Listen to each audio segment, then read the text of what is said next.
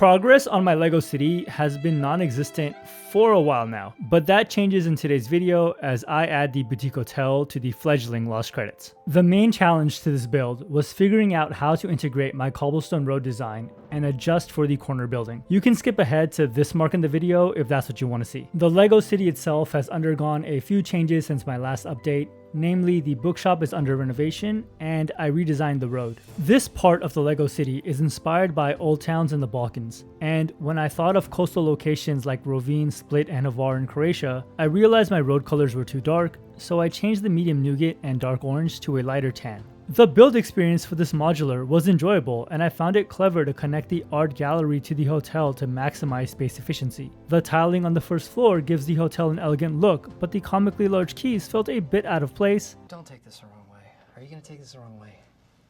It's hard to tell so far. You use your brain too much. I'm sorry, are you advocating that I use it less? Sometimes the smartest people don't think at all. And having built a bookshop, I couldn't help but feel that the staircase design was rather simple, although I did quite enjoy the use of a whip for the banister. Since I was using my own road design, I did have to stop and make adjustments to accommodate for space at various points like I had to here to keep things level, but it wasn't a difficult workaround. As you move to the second floor, you get to build the first rooms, and I was surprised to learn that each bed is made with a different technique, which is a nice way to avoid repetition. I should also add that I love the color scheme of this building and felt the coral on the second floor blended in nicely with the overall design, but I can see how it may not be for everyone. Before moving on to the third floor, you finish the outdoor bar space. It's compact, but it adds to the overall story perfectly. And on a side note, they also have an Easter egg poster outside with nods to other modulars. I've only built a few, so I had no idea, but if you can identify what belongs to what, please let me know in the comments. The technique for the stairs out here is a useful one that I think can be expanded on, and with some adjustments will be something I plan to utilize in future builds. On the third floor, you'll find a spacious master suite.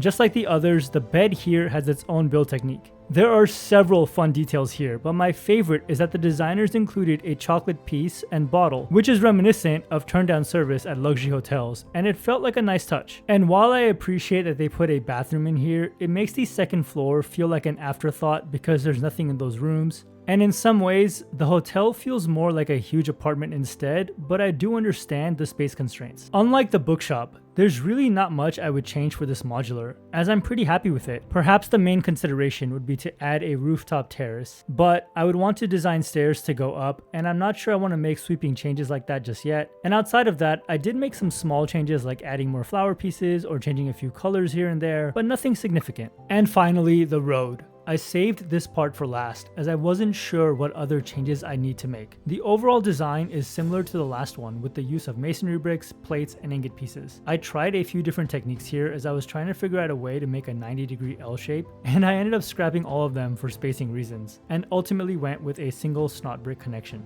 I wasn't sure how secure it would be, but after I removed the bracket piece, it slotted in perfectly. And the stairs actually helped keep it locked in to the point where I'd have to take all of these bricks out to remove it. So I'm pretty pleased with how well it all worked out. Overall, there were some great techniques in this set, and the building feels simple yet intricate. It's not quite as high on my list as the Parisian restaurant is, but it's up there. I'm not sure what I'll add to the city next. I do want to design some of my own buildings, and I also want to get the jazz club. But I think there are a lot of changes I would want to make to that set, particularly to the color scheme, as it seems a bit wonky to me. So we'll see where we go. That's all for now. Thanks for watching, and I'll see you next time.